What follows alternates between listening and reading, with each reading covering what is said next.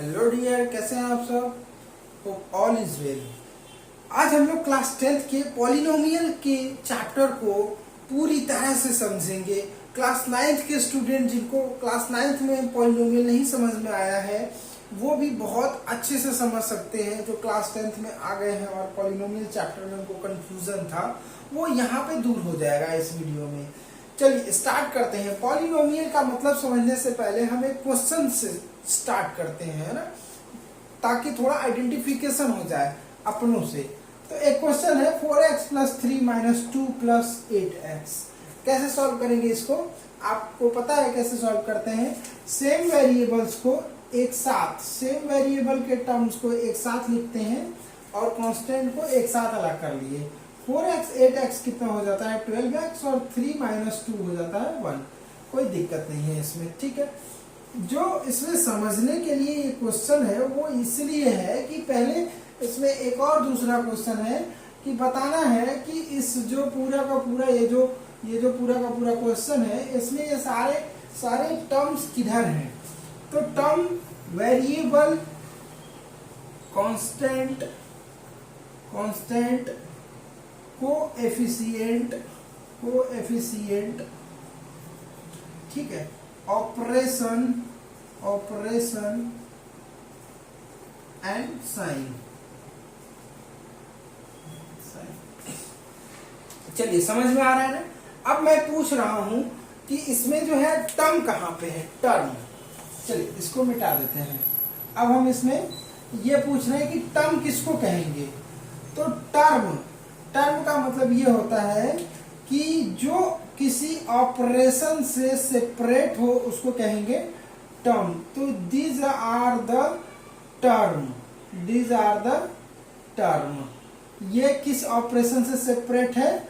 Operation जो है वो प्लस या माइनस है। इसको क्या कहेंगे? ऑपरेशन।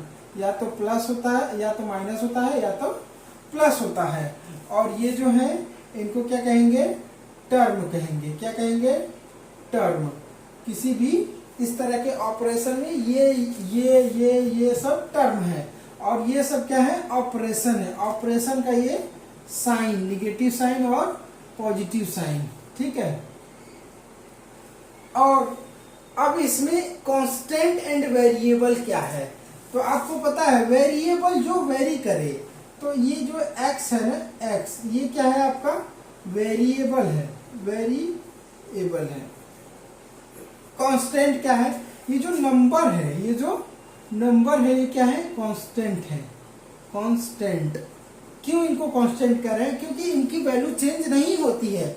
आप 3 को कभी भी 2 नहीं लिख सकते। जब भी लिखेंगे 3 को 3 को 3 ही लिखेंगे, 2 को 2 ही लिखेंगे। कभी भी 2 को 1 नहीं लिख सकते। पर x की वैल्यू तो कुछ भी हो सकती है ना, 1 भी हो सकता है, 2 भी हो सकता है, 3 भी हो सकता है, 4 भी हो सकता है। x की जगह पर जब भी हम किसी कांस्टेंट वैल्यू को फिट करेंगे तो वो कुछ भी हो सकता है। पर 3 की जगह पे किसी 2 को नहीं ला सकते। जब भी लाएंगे 3 को ही लाएंगे। तो ये होता है कांस्टेंट और ये होता है वेरिएबल। तो हमें क्या क्या समझ में आया? टर्म समझ में आ गया, वेरिएबल समझ में आ गया और कांस्टेंट समझ में आ गया। कोफिशिएंट क्या होता है? कोफिशिएंट क्या होता है? मल्टीप्लिकेशन कांस्टेंट ऑफ वेरिएबल, है ना। वेरिएबल क्या है यहाँ पे? 4x है ना। 4x वेरिएबल है। तो ये जो है 4, ये जो 4 है ये क्या है? कोएफिशिएंट है। इसको कहते हैं कोफिशिएंट, ठीक है। तो 4 × x में 4 क्या है? Coefficient of x। 4 is coefficient of x। Clear? तो कोफिशिएंट समझ में आ गया। ऑपरेशन हमको समझ में आ गया। ऑपरेशन 2 ही होते हैं, या तो प्लस या तो माइनस। और जब किसी ऑपरेशन से सेपरेट होता है कोई कांस्टेंट या वेरिएबल वो कहलाता है टर्म। इस बात को ध्यान रखना है। जब किसी ऑपरेशन से कांस्टेंट वेरिएबल सेपरेट होता है तो वो टर्म कहलाता है, ठीक है। साइन आपको समझ में आ गया। अब हम लोग आगे बढ़ेंगे अपने मेन कॉन्सेप्ट की तरफ, जो कि हम लोग का क्या है? पॉलिनोमियल है। पॉलिनोमियल वर्ड की मीनिंग क्या होती है? पॉली मीन्स की मेनी और नोमियल मीन्स टर्म। बहुत सारे जो टर्म्स होते हैं उसको कहते हैं पॉलिनोमियल। पर क्या अगर मैं कहूं ये 36 प्लस 26 प्लस 9 माइनस 3, क्या ये एक पॉलिनोमियल है? तो आंसर होगा नो, ये पॉलिनोमियल नहीं है। क्यों? क्योंकि इसमें कोई वेरिएबल नहीं है। पॉलिनोमियल होने का सबसे बड़ा जो शर्त है वो ये है कि एट लीस्ट वन वेरिएबल क्या होना चाहिए? एट लीस्ट वन वेरिएबल होना चाहिए उसमें, ठीक है? कम से कम एक वेरिएबल उसमें हो, तब वो कहलाएगा पॉलिनोमियल। अब देखिए एक वेरिएबल हो गया ना, अब तो ये पॉलिनोमियल हो ही गया, और टर्म्स तो है ही बहुत सारे का मतलब आपको लग रहा होगा कि 4 ही टर्म्स हैं। ऐसा नहीं है, आप इसके बाद 0 0 0 करते जाइए, तो बहुत सारे टर्म्स हो गए ना, तो इसलिए पॉलिनोमियल्स हो गया ये। अब बात करते हैं कि हमें इसमें सीखना क्या है। ये तो थ्योरेटिकल कॉन्सेप्ट हो गया, पर सीखना क्या है? सीखना ये है कि फॉर एग्जाम्पल एक क्वेश्चन है, आप क्लास 9th में भी पढ़े होंगे और 6 में भी पढ़े होंगे, 5x और -6। मैं इसका कहूं कि आपको क्या करना है? x की वैल्यू फाइंड आउट करनी है। Find the values of x।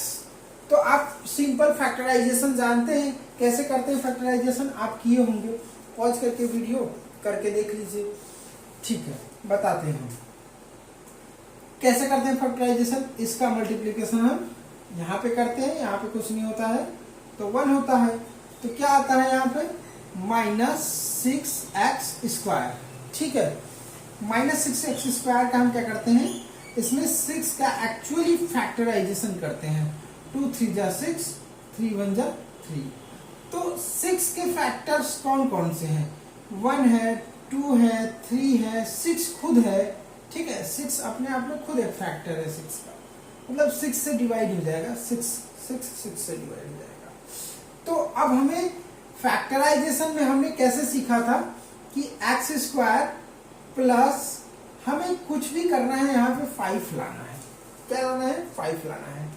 हमारे पास 2 टर्म होने चाहिए, एक टर्म ये और एक टर्म ये, और बीच में प्लस माइनस कुछ भी लगाइए, 5 आए, है ना, इसको सॉल्व करने पे, और दोनों को मल्टीप्लाई करने पे -6 आए। तो ऐसा क्या करेंगे? देखिए, तो x² प्लस, आप लोग सोच रहे होंगे कि 2 और 3 करेंगे तो 6 आ जाएगा, मतलब आप ऐसा सोच रहे होंगे कि 2 + 3 x - 6, ऐसा करेंगे तो सही है। पर क्या होगा? ये गलत होगा। क्यों? क्योंकि हमने क्या बताया कि ये दोनों ऑपरेट करने पे तो 5 आना चाहिए, पर इन दोनों का मल्टीप्लिकेशन करने पे -6 आना चाहिए। तो क्या आ रहा है? क्या +2 ×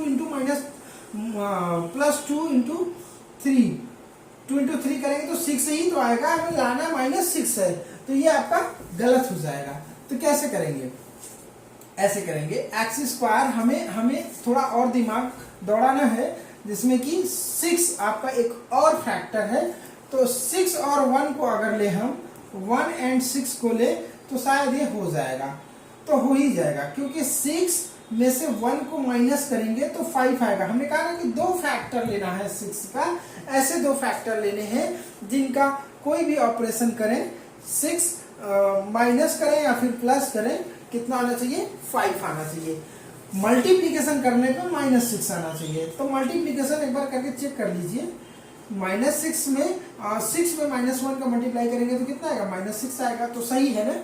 अब यहाँ पे क्या है? x है, ठीक, x है, तो x को आप एज इट इज लिख दीजिए, और यहाँ पे -6, मैं इसको मिटा देता हूँ, ठीक है। अब देखिए, अब आपको क्या करना है? सिंपल सा है कि x² plus 6x minus x minus 6। अब आपके पास 4 टर्म हो गए टोटल, है ना, 4 टर्म में से आपको क्या करना था? 2 टर्म का एक पेयर बनाना था। अब उसमें से कॉमन लेना था, तो आपने x कॉमन लिया तो क्या बचा? x बचा यहाँ पे, और यहाँ से x निकाले तो आप 6 बचा। अब दोनों में से माइनस निकालना है आपको, माइनस आपने निकाला -1, तो क्या बचा x प्लस 6। मजे की बात यह है कि आपके पास ये जो दो टर्म आएंगे ना, इन दोनों टर्म के ब्रैकेट वाला सेक्शन सेम होना चाहिए, ब्रैकेट वाला सेक्शन सेम होना चाहिए, तभी हम ये कह पाएंगे कि ये जो हमारा सॉल्यूशन है ये सही है। दोनों में से कॉमन लेंगे, दो टर्म हो गए ना हमारे पास, तो दोनों में से कॉमन x प्लस 6 हमें दिखाई दे रहा है ना, तो एक ब्रैकेट में x प्लस 6 हो गया। बचा क्या यहाँ पे बचा x और क्या बचा -1 बचा। तो इस तरह से दो फैक्टर आ गए, किसके, इसके। लेकिन अभी हमको इसकी वैल्यू फाइंड आउट करनी है क्योंकि इसके इज इक्वल टू 0 है। तो ठीक है, तो x plus 6 is equal to 0 हो जाएगा एक, दूसरा x minus 1 is equal to 0 हो जाएगा। जब हम इसको सॉल्व करेंगे तो x इज इक्वल टू 6 उधर जाएगा तो -6 हो जाएगा, और इधर x इज इक्वल टू 1 हो जाएगा। तो अल्टीमेटली क्या आया, x की दो वैल्यू आई ना, x की दो वैल्यू आई, एक -6 और एक 1 आया। इसका मतलब ये हुआ कि ये जो दोनों वैल्यू हैं वो इस इक्वेशन को सेटिस्फाइड करेंगे। कैसे, जैसे रखिए -6 यहाँ पे रखेंगे तो कितना हो जाएगा, 36 हो जाएगा, 36 -6 रखेंगे तो दो बार मल्टीप्लाई होगा, -+ हो जाएगा। और यहाँ पे -6 रखेंगे तो कितना हो जाएगा, -6 रखेंगे इसलिए माइनस हो जाएगा, तो 6 5 30 हो गया, और ऑलरेडी -6 है। तो अब देखिए ये 36 और -36 कितना हो गया, 0 हो गया। हेंस की -6 जो वैल्यू है वो इसको सेटिस्फाइड कर रहा है। और अब -1 एक दूसरी वैल्यू 1 है, 1 रखेंगे तो क्या होगा, 1 का स्क्वायर प्लस 5 इंटू 1 -6 करके देखिए, 1 plus 5 -6, 6 -6 is equal to 0। Means की दोनों वैल्यू सेटिस्फाइड कर रहा है, और यही x के दो वैल्यूज होंगे। सबसे इंपॉर्टेंट जो बात है, हम आपको ये बताना चाहते हैं कि ये जो इक्वेशन इस तरह का पॉलिनोमियल इक्वेशन होता है, उसमें जितनी ही जो डिग्री होती है ना, ये जो डिग्री, इसको डिग्री कहते हैं। अभी हम समझाएंगे डिग्री और 1 वेरिएबल पॉलिनोमियल, 2 वेरिएबल। अभी तो एक आइडेंटिफिकेशन ला रहे हैं आपके माइंड में। तो ये जो डिग्री होती है, जितनी पावर होती है पॉलिनोमियल की, जो डिग्री होती है, जैसे यहाँ पे 2 डिग्री का पॉलिनोमियल, ठीक है, 2 डिग्री पॉलिनोमियल है। जो पॉलिनोमियल है वो 2 डिग्री वाला है, तो हम इसको क्वाड्रेटिक भी कहते हैं। दो डिग्री पॉलिनोमियल को क्वाड्रेटिक इक्वेशन कहते हैं। क्वाड्रेटिक इक्वेशन, जितनी डिग्री उतनी वैल्यू, x की उतनी वैल्यू। अच्छा, इन वैल्यूज को क्या बोला जाता है, इन वैल्यूज को कहते हैं जीरोज ऑफ द पॉलिनोमियल। क्या बोलते हैं, zeros of the polynomial.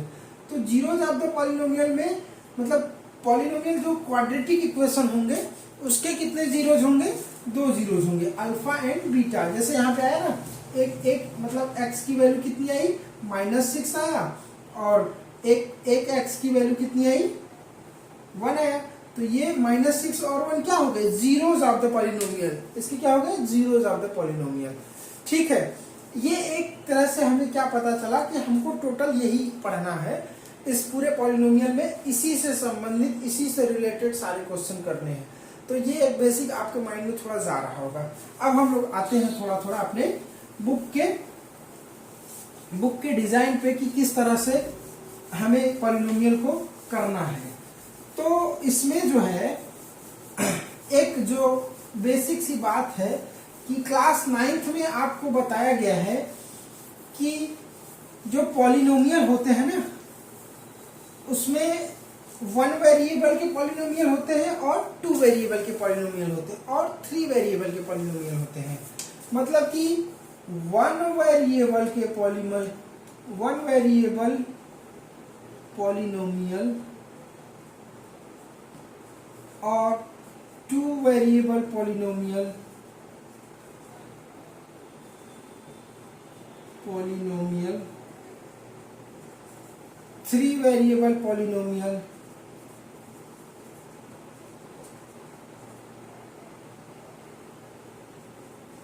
Polynomial, ठीक है, इस तरह से चलता जाएगा।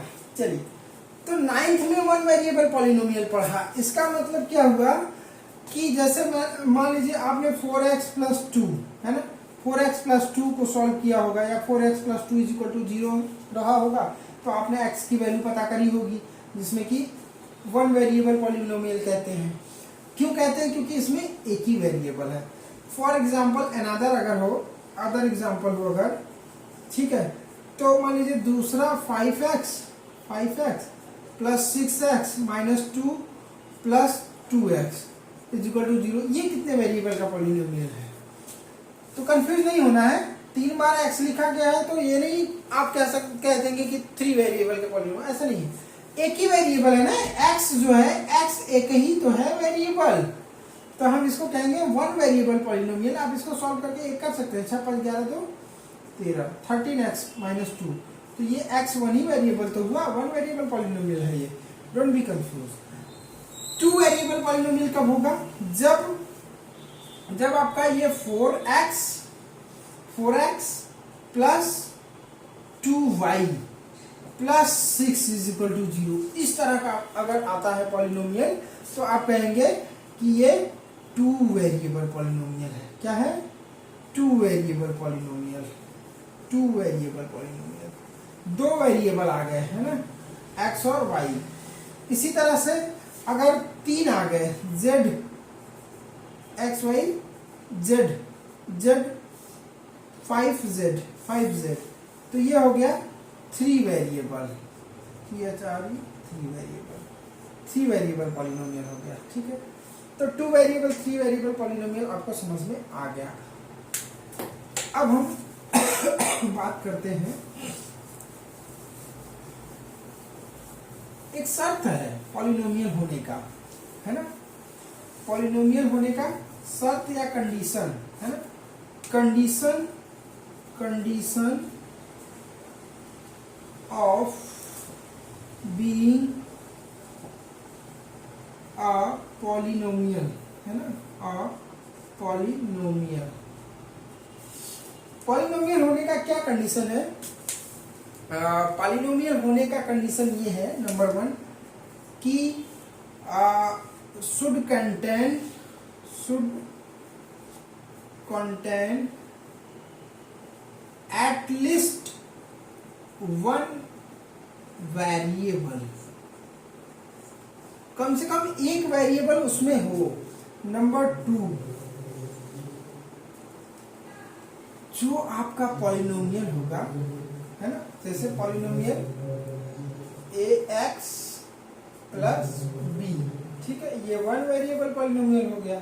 ठीक है, इसमें आपका जो कोफिशिएंट होगा, coefficient of variable must be a real number, मतलब कि कोई न कोई रियल नंबर हो, and a is equal to not be 0, a is equal to 0 नहीं होना चाहिए। तो फिर से for example ax plus b एक लीनियर पॉलिनोमियल है, वन वेरिएबल पॉलिनोमियल है, तो उसमें a की वैल्यू 0 नहीं होनी चाहिए। तो अब हम कांस्टेंट के टर्म में बात करते हैं कि अगर यहाँ पे 5x प्लस 7 है, तो ये तो इसको सेटिस्फाई करता है कि 5 एक रियल नंबर है ना, 5 एक रियल नंबर है और वन वेरिएबल भी है, इसमें एक वेरिएबल भी है, तो ये क्या हो गया, ये वन वेरिएबल पॉलिनोमियल पूरी तरह से है। पर मैं अगर एक क्वेश्चन दूं कि क्या 7 प्लस 0 इंटू एक्स या 0 इंटू एक्स प्लस 9, क्या ये दोनों पॉलिनोमियल है? तो आप सोचोगे कि x तो है ही इसमें, है ना, एक वेरिएबल तो है ही इसमें और 2 टर्म है ही, सेपरेट है एक ऑपरेशन से। पर एक बात बताइए, मैंने यहाँ क्या बताया है कि जो a होगा, ये आपका a है ना, वेरिएबल का कोएफिशिएंट, इस वेरिएबल का कोएफिशिएंट एक रियल नंबर होना चाहिए, पर उस रियल नंबर में a इज इक्वल टू 0 नहीं होना चाहिए, तभी वो पॉलिनोमियल होगा। ठीक है, ये सारी शर्तें हैं पॉलिनोमियल होने की। अच्छा, अब दूसरी बात ये आती है कि polynomial, degree of polynomial, degree of polynomial. तो देखते हैं यहाँ पे डिग्री ऑफ पॉलिनोमियल क्या होता है।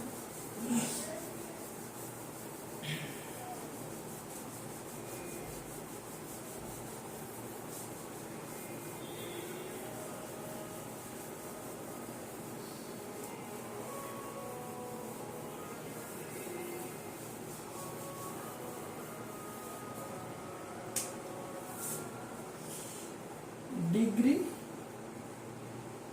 ऑफ पॉलिनोमियल, और देखिए a x plus b one variable polynomial है, पर अगर यही क्या हो a x square plus b x plus c हो तो ये भी वन वेरिएबल पॉलिनोमियल है। पर यही अगर x square plus b x plus x cube plus b x square plus c x plus d, ये तीनों ही क्या है वन वेरिएबल पॉलिनोमियल है। One variable polynomial polynomial polynomial पर इन तीनों की जो डिग्री है वो अलग है। इसकी कितनी डिग्री है, डिग्री मीन्स की power of x, highest power of x in the polynomial is called the degree of polynomial. तो हम क्या लिखेंगे, हाईएस्ट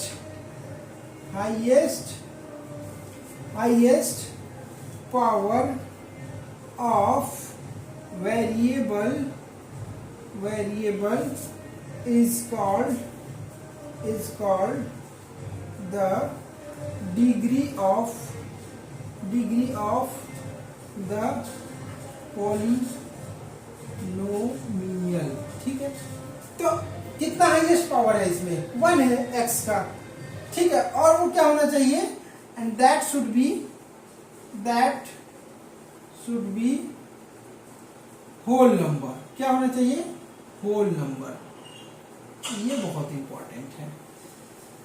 अब इसमें जो हाईएस्ट डिग्री है क्या है, यहाँ पे वन है यहाँ पे टू है, तो टू हाईएस्ट डिग्री है, तो ये 2 डिग्री का होगा। ये कितने डिग्री का, ये 1 डिग्री का पॉलिनोमियल है, 1 डिग्री का पॉलिनोमियल। ये कितने का है, ये 2 डिग्री का पॉलिनोमियल है, 2 डिग्री का पॉलिनोमियल है।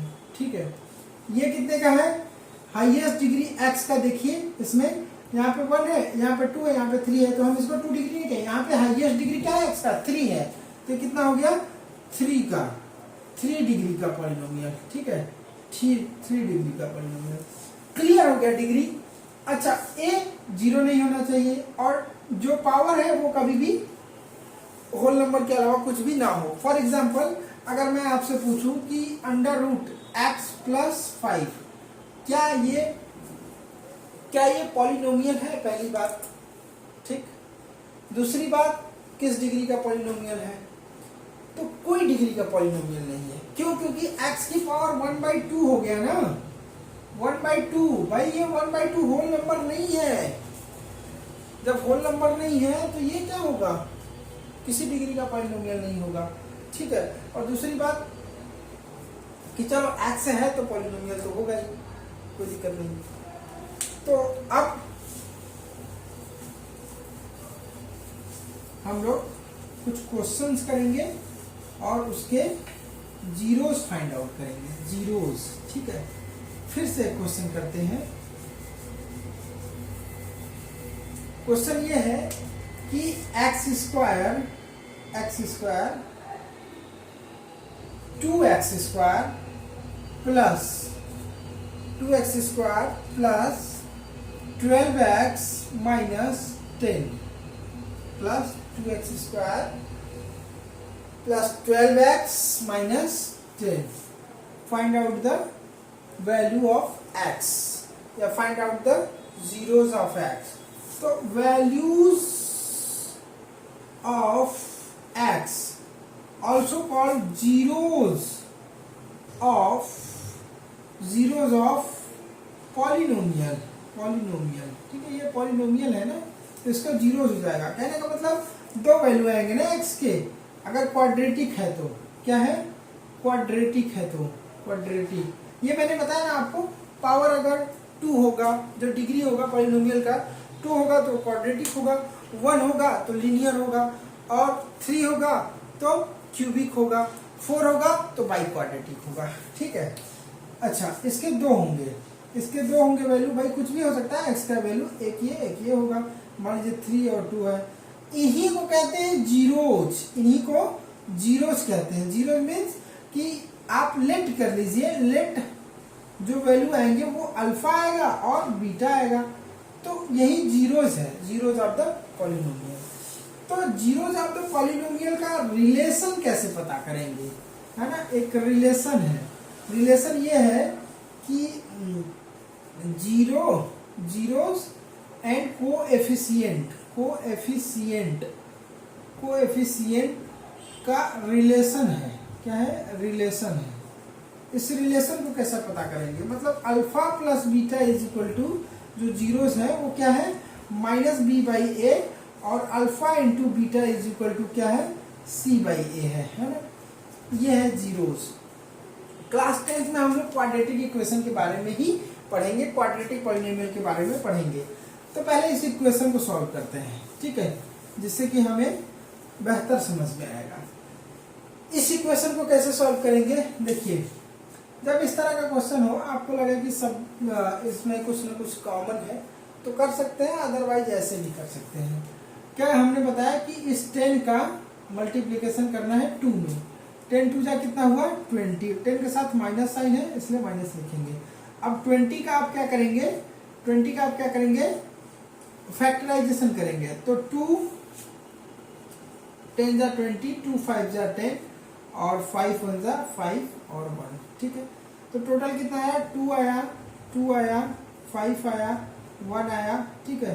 10 खुद है, 10 भी है और 20 भी है। These are the factors of the 20, ठीक है। फैक्टर और मल्टीपल्स डिफरेंट है, ऐसा मत समझना कि ये मल्टीपल और फैक्टर, ये फैक्टर है। तो अब ऐसे दो फैक्टर को लेना है, 2x² प्लस कि यहाँ पे 12 आए, तो ऐसा क्या लेंगे दो फैक्टर जिससे कि 12 आए।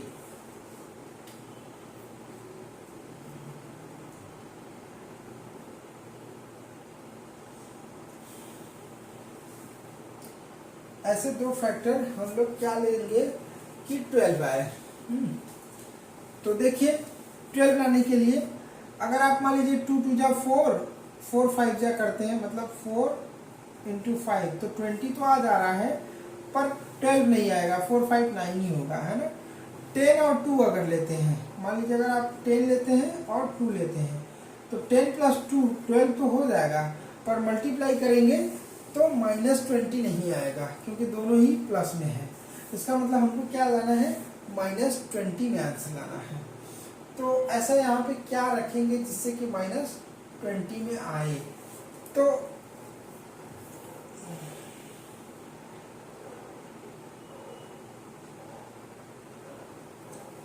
देखिए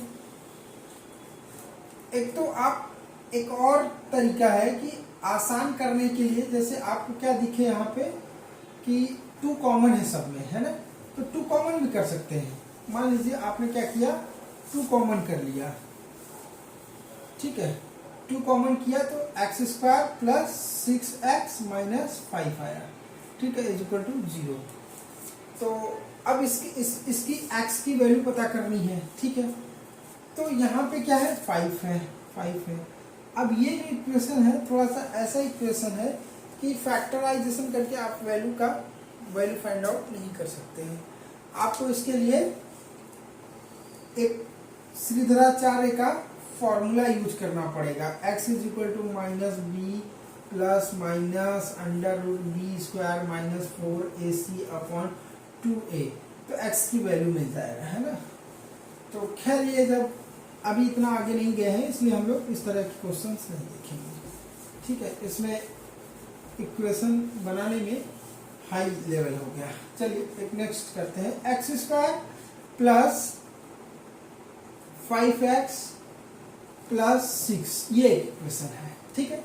अब इस इक्वेशन को सॉल्व करने के लिए हमने क्या बताया आपको, 6 का मल्टीप्लाई इसमें करेंगे, यहाँ पे 1 है इसलिए 6 आएगा, फैक्टराइजेशन करेंगे तो ये आ गया आपका फैक्टराइजेशन, मतलब 6 का फैक्टर 1 2 3 6।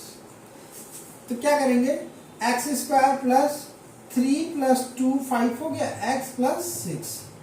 अब x square plus 3x plus 2x plus 6, तो एक्स स्क्वायर कॉमन ले लेंगे। अब हमारे पास 4 टर्म हो गया, इसमें से कॉमन ले लेंगे x, तो क्या बचेगा x प्लस 3।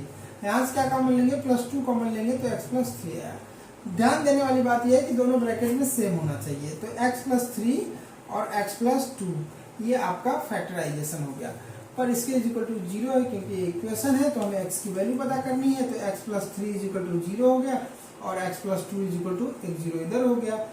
अब ये कैसे आया पता है ना, एक बार इसको लेंगे ये उधर चला जाएगा 0 कर देगा, तो चलिए इसको भी कर ही देते हैं, है ना, क्लियर कर देते हैं। जैसे क्या हम इसको ले रहे हैं और इसको उधर भेज रहे हैं, तो x प्लस 3 और 0 अपॉन एक्स प्लस 2 डिवाइड करेंगे x प्लस 2 से, तो क्या होगा x plus 3 is equal to 0 ही तो आएगा।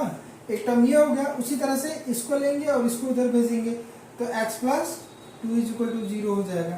तो x इज इक्वल टू क्या हो गया, -3 हो गया और x इज इक्वल टू -2। इस तरह से दो वैल्यू आए x के दो वैल्यू आए, -3 और -2, -3 और -2 दो वैल्यू आए ना। इन्हीं दोनों वैल्यू को हम क्या कहते हैं, जीरोस कहते हैं। क्या कहते हैं, जीरोस। और इन्हीं जीरोस को हम अल्फा और बीटा लेट करके चलते हैं, ताकि एक थ्योरेटिकल कॉन्सेप्ट बन सके। क्लियर। तो अब जो मुद्दे की बात है वो ये है कि जीरोस का और कोफिशिएंट का क्या रिलेशन है आपस में, तो उसको पता करने के लिए relation between zeros and coefficient of the variable of a polymer.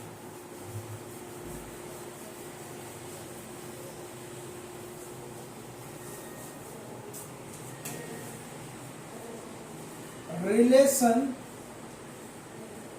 between zeros and coefficient of a polynomial। ठीक है। तो देखिए यहाँ आप जीरो, वो जो रिलेशन हमने बताया आपको कि alpha plus beta is equal to -b/a होता है, ये रिलेशन कैसे आएगा। Alpha into beta is equal to c/a होता है। ये रिलेशन क्या, c और a और b और a सब क्या है, ये सब कोफिशिएंट ही तो है। अगर पॉलिनोमियल स्टैंडर्ड फॉर्म जो हम जानते हैं ax² plus bx plus c quadratic polynomial अगर ये है तो कोफिशिएंट a हो गया x का, यहाँ पे x² coefficient a, x coefficient b। ठीक है, तो दीज आर द कोफिशिएंट। अब क्योंकि हमें पता है कि इनका जो जीरोस है वो क्या है, अल्फा एंड बीटा।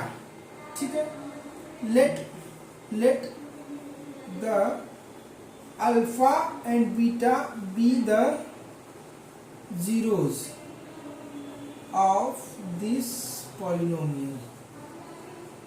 ठीक है, अगर ये जीरोज होगा तो भाई x की वैल्यू 2 होंगे ना, ये वैल्यू ही तो है x की।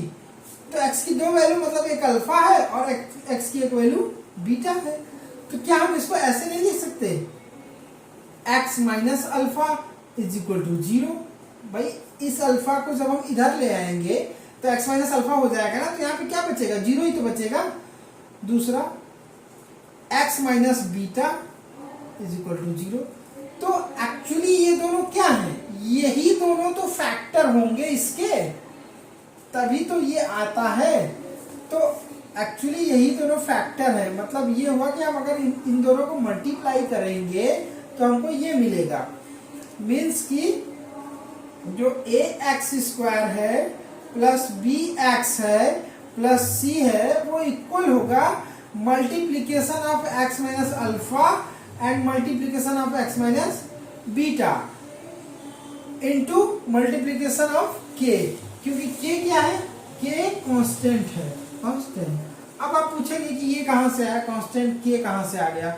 भाई देखिए, आपको हमने एक एग्जाम्पल दिया कि अभी एग्जाम्पल मिटा देंगे, ये एक एग्जाम्पल है, ठीक है, समझने के लिए। X square plus 5x plus 6, ये एक एग्जाम्पल हमने दिया, ठीक है, इक्वल टू 0। तो आपका आंसर आया था x प्लस 3 और x प्लस 2,